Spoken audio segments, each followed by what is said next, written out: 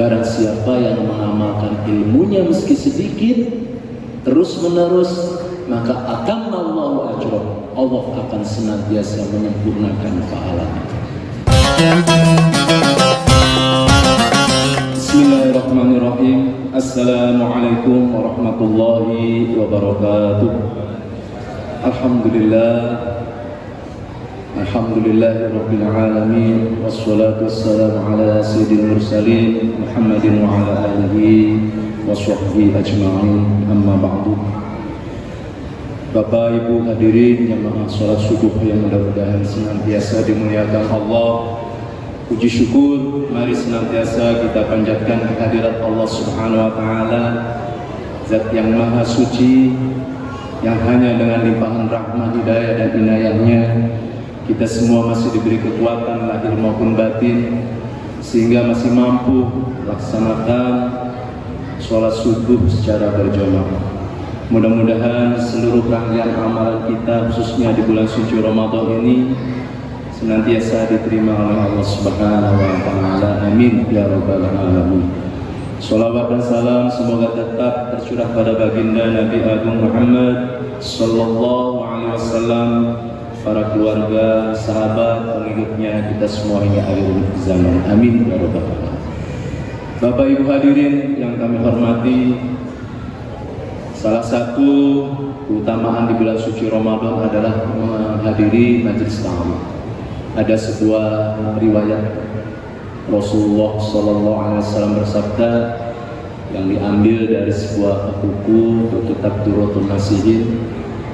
Hadis itu berbunyi, man hadara majlisal ilmi fi Ramadan kataballahu fi kulli qadamin ibadata sanatin. Artinya, barang siapa yang menghadiri majelis taklim, majelis ilmu, kajian-kajian di bulan suci Ramadan, maka Allah pasti akan mencatat likuli kodamin, setiap langkah-langkah kita menuju majelis ilmu ini, setiap langkah-langkah kita menuju kajian-kajian agama ini, ibadat sanatin, seperti ibadat 1 tahun, perhitungan ibadat sunnah. Subhanallah, begitu tinggi fadilahnya menghadiri majelis ilmu di bulan suci Ramadan ini, lain dengan di bulan lainnya. Hadirin hadirat rahimakumullah, terkait dengan tema kali ini ada sebuah hadis dikatakan, kelak nanti kita di yaumil kiamah tidak akan dapat melangkah kaki kita terkecuali akan diminta pertanggungjawaban 4 hal. La tazulu qadama abdin fi yaumil qiyamah hatta yus'alu an arba'in. Apakah 4 hal tersebut yang akan kita pertanggungjawaban kelak di hari kiamat? Yang pertama, an umrihi, dari usia umur kita di dunia ini yang ada diberikan oleh Allah, ada yang 40, ada yang 50, ada yang 60 dan seterusnya. Dan ketika usia ini selesai, ketika usia ini ajalnya datang, maka tak ada kekuatan apapun di muka bumi ini untuk mensegerakan ajal atau menunda-nunda ajal. Sebagaimana firman Allah, wa idza jaa ajaluhum la yastakhiruna sa'atan wa la yastaqdimun. Umur yang Allah berikan kepada kita itu kelak akan diminta pertanggungjawaban. Untuk apa kita gunakan selama hidup di dunia ini? Kemudian yang kedua yang akan dipertanyakan juga, an jasadihi, dari anggota tubuh kita, dari tangan kita, kaki kita, mulut kita, pendengaran kita akan diminta pertanggungjawaban. Banyak ayat-ayat pendukung lainnya tentang ini, seperti misalnya ayat yang menyatakan ma yalfidu min qaulin illa ladaihi raqibun atid. Tidak ada ucapan satu kata pun yang keluar dari mulut kita terkecuali ada pengawasan malaikat raqib dan atid. Dalam surah Yasin juga kita tentunya sering mengkaji, membaca, mempelajari dan menghayati. Di mana ayat Yasin dalam surah Yasin, al-yawma nahtimu ala afwahihim wa tukallimuna aydihim wa tashhadu arjuluhum bima kanu yaksibun. Pada hari itu nahtimu, Allah akan mengunci rapat-rapat ala afwahihim, mulut-mulut mereka. Kita nanti akan dikunci mulut-mulut. Wa tukallimuna aydihim, dan tangan-tangan kita lah nanti yang akan bisa menjawab, yang akan bersaksi, kaki-kaki kita. Wa tukallimuna aydihim wa tashhadu arjuluhum bima kanu yaksibun. Terhadap apa yang kita perbuat, nanti tangan-tangan kita lah yang akan berkata, kaki-kaki kita lah yang akan bersaksi. Itulah perlunya kita bersama-sama menjaga anggota tubuh kita, khususnya di bulan suci Ramadan ini, yang kalau kita tidak bisa menjaganya dengan baik, tentu amalan-amalan ibadah shaum ini akan rusak. Sebagaimana hadis Nabi mengatakan, khamsatun tuqbitus shaum, ada 5 perkara yang dapat menghancurkan pahala puasa kita. Kesemuanya bersumber dari mulut dan baru dari mata kita. Yang pertama al-kizbu, berkata dusta. Yang kedua al-ghibah, membicarakan kejelekan orang lain atau menggunjing. Yang ketiga an-namimah, mengadu domba, gosok kanan, gosok kiri, kemudian bermusuhan. Yang keempat ada wal yaminul ghamus, bersumpah palsu, sumpah tapi untuk alibi, sumpah untuk menutupi kebohongan dia.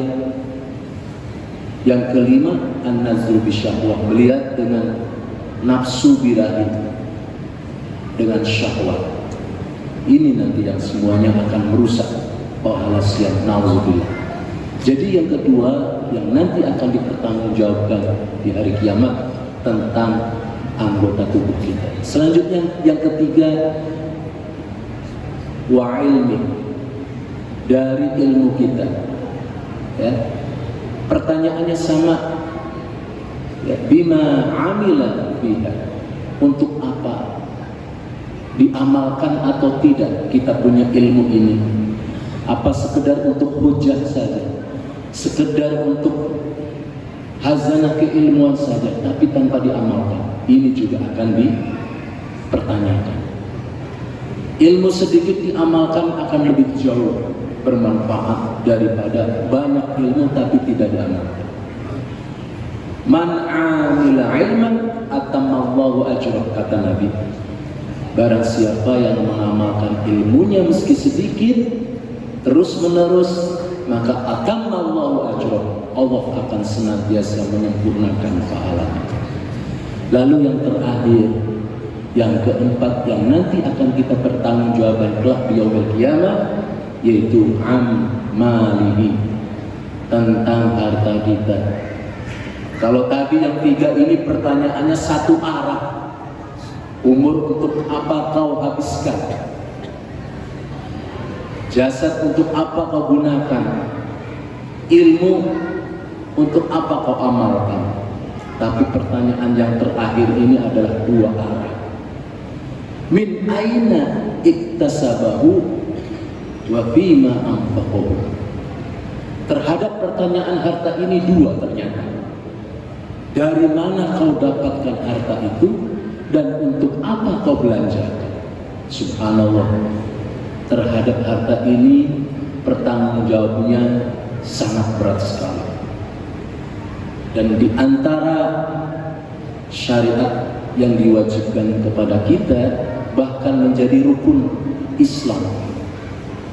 Seorang muslim tidak akan menjadi muslim seutuhnya, belum dikatakan sebagai seorang muslim, manakala ada rukun nikah yang tertinggal, rukun Islam yang tertinggal, yaitu berupa zakat. Zakat ini ada dua, Bapak Ibu sekalian, yang perlu kita perhatikan. Yang bersesuaian dengan momentum Ramadan adalah zakatul fitrah. Zakat fitrah dan merupakan pajak kita, ya, badan kita, roh kita ini. 1 tahun hanya 3 kilo, 2,5 kilo sampai 3 kilo beras. Murah sekali kita, ya, memberikan zakat kepada Allah, kepada Tuhan kita. Dan yang kedua adalah zakatul mal, yang tentunya ada ketentuan-ketentuan tersendiri. Misalnya harta itu sudah 1 nisab, harta itu sudah haul, sudah 1 tahun dimiliki. Tentunya harta ini yang tidak kita pakai. Misalnya kita punya emas, oleh ibu-ibu dipakai, itu tidak berkewajiban. Tapi yang disimpan itulah yang dikeluarkan zakatnya. Berapa? Nisabnya adalah 85 gram. Kalau 1 gramnya 1 juta, berarti 85 juta. Kita keluarkan 2,5% kalau itu sudah 1 tahun. Ya. Juga pada jenis-jenis lain, seperti misalnya harta dari pertanian misalnya. Kalau itu memakai biaya, kalau itu memakai pengairannya itu membutuhkan biaya, maka 5%, ya, dan lain sebagainya. Harta zakat mal yang lain itu adalah semua kewajiban kita, dan tanpa itu maka keislaman kita tidak akan sempurna. Dan insya Allah dengan berzakat itulah harta kita semakin bersih, semakin berkah, semakin kita mendorong kita untuk senantiasa konsisten beribadah kepada Allah SWT.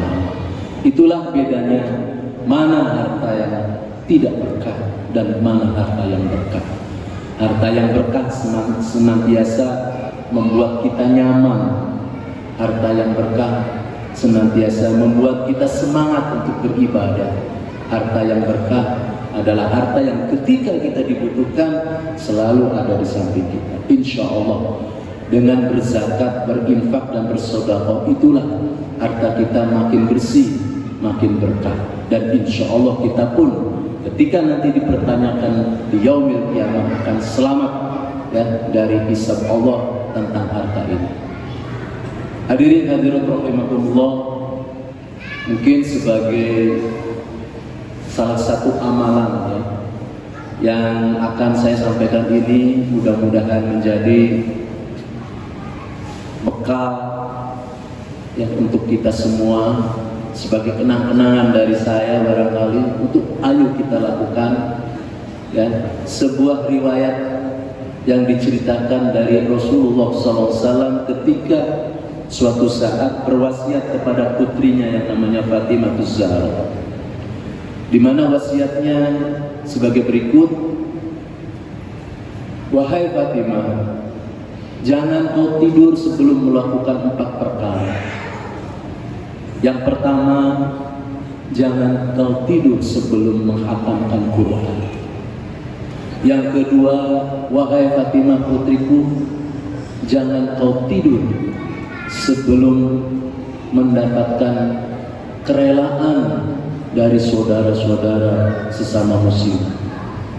Yang ketiga, jangan kau tidur sebelum mendapatkan syafaat dari para nabi. Dan yang terakhir, janganlah kau tidur sebelum mendapatkan pahala haji dan umrah. Awalnya Siti Fatimah kaget dan bingung. Sesuatu yang besar-besar ini kemudian harus dilakukan selama 1 malam sebelum tidur. Lalu Rasulullah SAW tersenyum, kemudian menjelaskan satu persatu. Yang pertama, jangan kau tidur wahai Fatimah sebelum menghatamkan Quran. Maksudnya jangan kau tidur sebelum membaca surat Al-Ikhlas 3 kali. Insya Allah saya yakin dari kecil kita sudah hafal surat Al-Ikhlas ini yang begitu besar, manfaatnya untuk kita. Itu merupakan salah satu sumber ketauhidan kita kepada Allah Subhanahu wa taala, yang meyakini, yang mengimani bahwa Allah adalah Tuhan yang Maha Esa. Selanjutnya, pesan yang kedua, jangan kau tidur sebelum mendapatkan kerelaan, keridhaan saudara-saudaramu. Maksudnya kita beristighfar kepada Allah. Ada namanya istighfar, itu sayyidul istighfar. Kita tahu para jamaah haji ketika wukuf di Arafah tanggal 9 Zulhijjah, ketika di wukuf di Arafah, wukuf Arafah adalah salah satu rukun haji yang sangat menentukan, di mana al-hajj Arafah, haji adalah wukuf Arafah. Apa yang dilakukan para jamaah ketika wukuf di Arafah? Yaitu tidak lain adalah perbanyak membaca istighfar. Dan di antara istighfar yang diriwayatkan oleh Nabi ada namanya sayyidul istighfar, atau penghulunya istighfar, yang saya yakin para jamaah hafal. Allahumma anta rabbi la ilaha illa anta khalaqtani wa ana 'abduka wa ana 'ala ahdika wa wa'dika mastata'tu a'udzu bika min syarri ma shana'tu abu'u laka bi ni'matika 'alayya wa abu'u bi dhanbi faghfirli fa innahu la yaghfiru dzunuba illa anta. Atau istighfar lain misalnya astaghfirullahaladzim li wa li walidayya wa li jami'il muslimin wal muslimat wal mu'minin wal mu'minat al ahya'i minhum wal amwat wa atubu ilaih. Cukup 3 kali. Kemudian pesan yang ketiga, Rasul kepada Fatimah, jangan kau tidur sebelum mendapatkan syafaat. Maksudnya jangan kau tidur sebelum bersolawat. Mungkin Bapak Ibu mendengar banyak macam-macamnya sholawat. Ada sholawat nariyah, ada sholawat munjiyah, ada sholawat fatih, ada sholawat tibil qulub, ada sholawat badar, dan lain sebagainya. Ada juga sholawat Jibril. Loh, kenapa kok sholawat dinamakan sholawat Jibril? Ternyata riwayat mengatakan bahwa ketika Adam dan Hawa ini menikah, mas kawinnya adalah sholawat yang diajarkan oleh Jibril, yaitu sallallahu ala Muhammad, sallallahu ala Muhammad, sallallahu ala Muhammad. Lalu yang terakhir, pesan Nabi kepada Siti Fatimah, jangan kau tidur sebelum mendapatkan pahala haji dan umrah.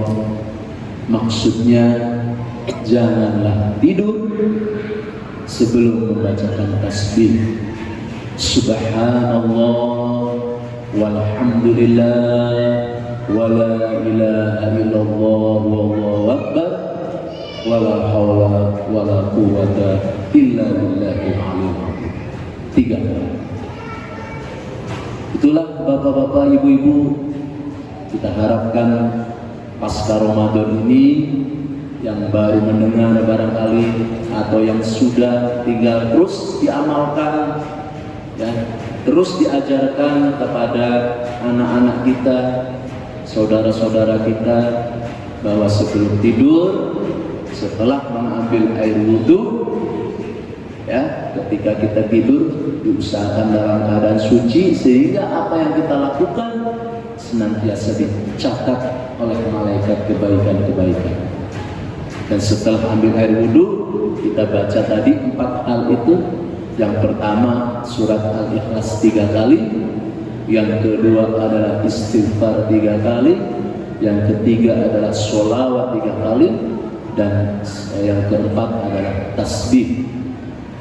Insya Allah semoga ilmu ini, ya, yang kita ajarkan senantiasa menjadi ilmu yang bermanfaat selama yang kita ajarkan itu diamalkan oleh orang-orang yang kita ajarkan, dan senantiasa insya Allah sebagai pahala yang nantinya akan mengalir kepada kita.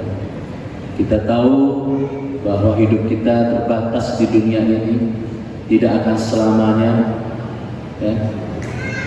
Kalau sudah masuk kubur, penantian hari kiamat beratus-ratus tahun, ya, dan apalagi nanti di akhirat. Nah, kira-kira umur yang singkat itu, walaupun kita sudah meninggal, tapi ada pahala yang tetap mengalir, ya. Sebagaimana hadis Rasul dikatakan, idza mata ibnu adam in qata'a amaluhu illa min salasin. Kalau anak Adam, kita semua ini mati, maka terputus seluruh amalnya.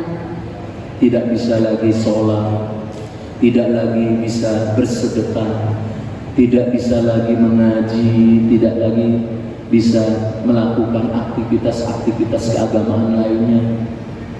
Sudah selesai, kecuali illa min salasin, kecuali 3 perkara ini yang meskipun seseorang itu meninggal tapi tetap masih ada aliran-aliran pahala. Yang pertama, ya, yaitu shodaqatin jariyatin.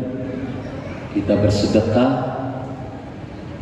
ya, membangun masjid, kita bersedekah, membangun jalan.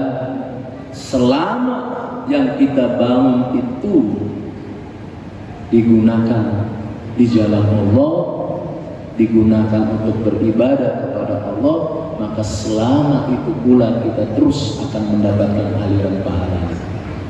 Yang kedua, au ilmin yuntafa'u bihi, atau ilmu yang bermanfaat. Ketika hidup di dunia yang singkat ini, kita gemar mengajarkan kepada orang lain, kepada anak cucu kita, kepada kerabat kita, amalan-amalan, ilmu-ilmu yang walaupun sedikit tapi terus diamalkan. Maka ketika kita meninggal, selama yang kita ajarkan, ilmu-ilmu ini diamalkan oleh orang yang telah menerima ilmu dari kita, maka kita pun terus akan mengalir pahalanya. Dan yang terakhir, awaladin sholih yad'ulah. Yang terakhir, ketika kita meninggal, ketika kita berada di alam kubur, tapi kita meninggalkan generasi-generasi anak-anak kita yang sholih dan sholihah, senantiasa mendoakan kita, dia beramal kebaikan, bersedekah, diniatkan untuk orang tuanya.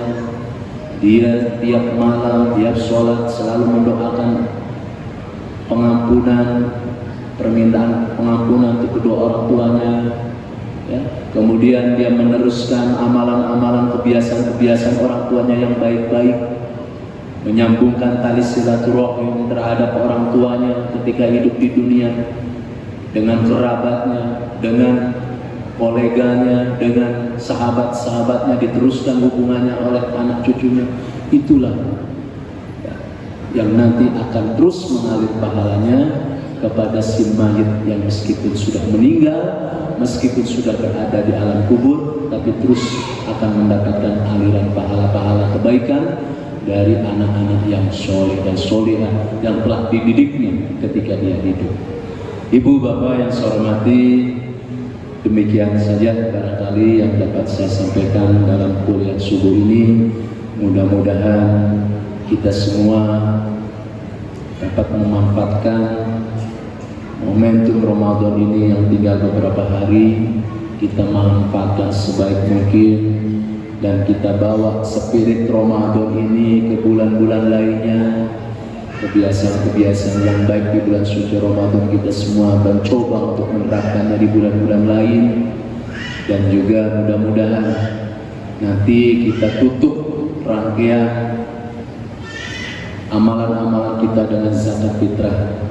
Sekali lagi, zakat fitrah ini adalah merupakan penentu, ya. Sebuah hadis dikatakan, shaumul abdi mu'alatun bainas sama'i wal ard hatta yu'tiya zakatal fitri. Kata Nabi, amalan puasa kita masih belum diterima oleh Allah kecuali ketika kita sudah menunaikan zakat fitrah. Sekali lagi, Mudah-mudahan kita semua termasuk orang-orang yang beruntung keluar dari bulan suci Ramadan sudah diampuni seluruh dosa-dosa kita. Amin ya rabbal alamin. Demikian Bapak Ibu hadirin yang kami hormati, terima kasih atas segala perhatian. Mohon maaf barangkali ada kekurangan, ada sesuatu hal yang kurang berkenan di hati Bapak Ibu sekalian. Sekali lagi mohon maaf yang sebesar-besarnya. Wallahul muwaffiq ila aqwamit thoriq. Wassalamualaikum warahmatullahi wabarakatuh.